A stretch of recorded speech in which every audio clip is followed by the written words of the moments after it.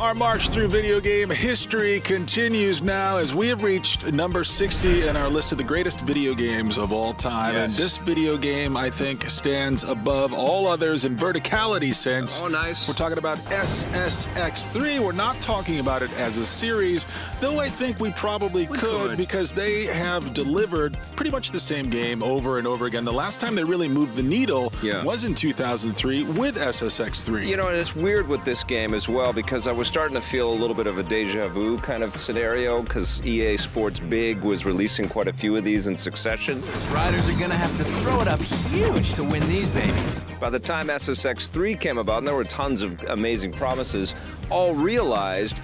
But when I got my early copy of the game, it felt like, wow, I've seen a lot of this stuff before. Watch yourselves, people.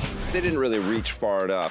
And this was one of the first games that I can remember on this show having to come back and kind of re-review and apologize. Egg on his face. I had egg on my face because I didn't see the underlying beauty, the depth, the unbelievable amount of fantastic content in this game because this one just keeps giving and giving and giving.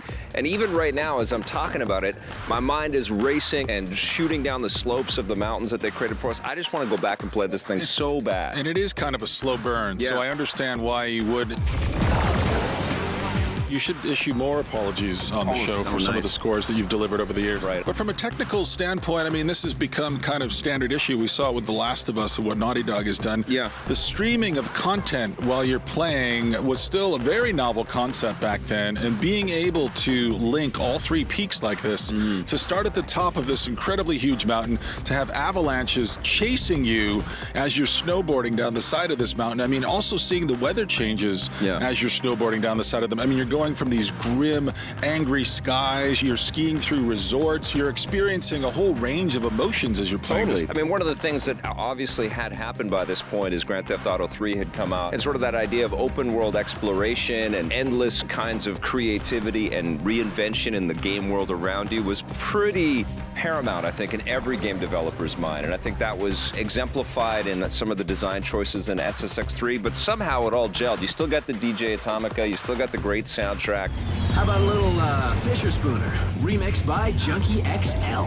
You got the hyper-realized flourishes that make this more than just a snowboarding simulation. And great characters as well. Oh, the game has personality to burn. Let's get on with it. You know what? In fact, let's take a look back at that classic review where Vic has egg all over his face. We want you to imagine that this was winter and the mountains behind us were all filled with snow and people were snowboarding with big smiles on their face. Because we're going to talk about SSX3. It's from EA Sports Big. It's for the PlayStation 2, but it's also going to be on the Xbox and GameCube. What did you think of this game, man? SSX has a huge following. The people who love SSX really love SSX. Yes. And I think they're really going to love this game as well. Well, I'm one of those people. I love the first SSX. I'm one of those people that thought the first one was the best launch title with the PlayStation 2. It really showed off what that system was capable of, and I had a great time playing that game. When Tricky came out, I was not as blown away by that one. I didn't like the trick system that much, the new one that they implemented, although there's lots of extra stuff in that game. And now this game is an even larger extrapolation, and they've changed a lot of what the original SSX was all about. The graphics look great. I mean, the pine trees, the snow. I mean, it all looks good. It's the same kinds of environment. Yeah, it's a ramp, and it's a snow, and it's a tree, and that's all you get for the whole game. But that's the challenge with making a snowboard game, because not only do they have to compete with the fact that even though this is a very unrealistic snowboarding game, it has to adhere to some of the things that we know about snowboarding, and there's lots of snow, and it's white. Love SSX3. It was one of the truly fantastic PS2, Xbox, and GameCube games. I would love to see this thing on the Vita. So this is not your platform, your forum here to issue requests to EA. No, it is not. Listen, thank you, SSX3. You're number 60 in our greatest video games of all time list.